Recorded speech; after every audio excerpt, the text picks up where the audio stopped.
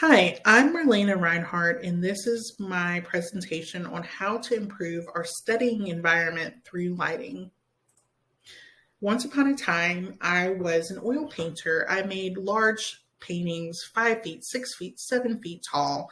The larger that I made them, the more that I became invested in the people in the space and how they interacted with the artwork. And it really made me want to become an interior architect.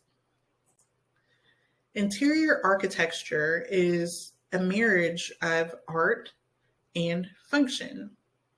In talking about function, function is how suitable the space is for the end user and how well it can be utilized by the end user. According to the EPA.gov website, on their webpage, indoor air quality, last updated October the 13th, 2021, on average, Americans spend 90% of their life indoors. And for college students, a lot of that time is spent in a workspace. So how do we improve our lives through interior architecture? According to Gary Gordon's book, Interior Lighting for Designers, published in 2015, if the environmental load, which can take the form of really bad lighting, if it is hard for us to read our textbooks and the lighting is really poor, it's very distracting, overstimulating, and we don't want to do the task at hand. So to improve the lighting in our workspace, there are three components: layering the light bulb selection, and desk lamp position. Layering the light means that there is more than one light source in the space. S.M. Winship's book, Fundamentals of Lighting, published in 2017, states that we should have more than one light source because when we're relying on just one light source, there's a really high contrast where the rest of the room is dark and then you've got this little cove of brightness over your workspace. The high contrast creates eye fatigue. So consider pairing your desk lamp with an overhead lamp, or maybe it's a floor lamp and you've got a sunny window nearby. Any way you mix it, you want to make sure you have more than one light source.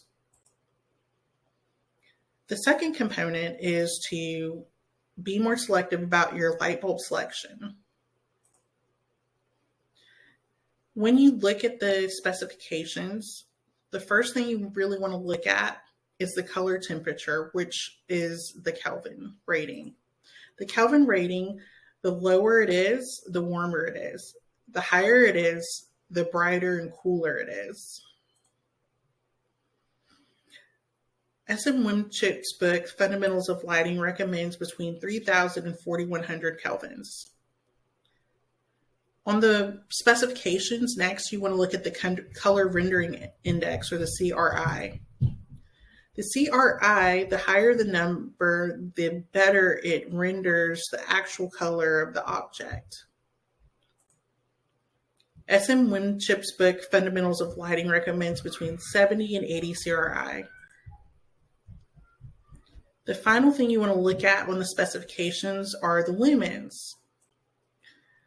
The lumen rating talks about how bright the bulb is going to be over its life. The lower it is, the less light; the higher it is, the more light.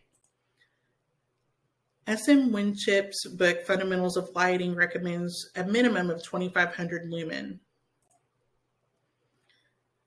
The third step is to change your desk lamp position. John Patton Guthrie's book, Interior Designer's Portable Handbook, published in 2012, it recommends that you put your desk lamp on the opposite side of your writing hand. That helps you to prevent from creating a shadow in your work.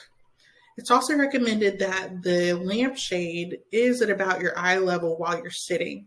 And in that way, you can avoid glare.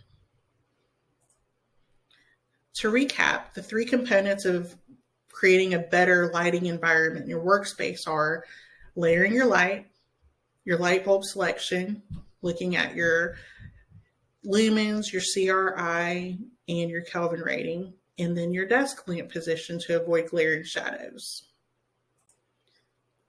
In conclusion, interior architecture, being a marriage of art and function, is a tool that we can use to improve the quality of our life in the space that we're going to occupy the most. And in the haze of our busy college semester, let there be light. Thank you.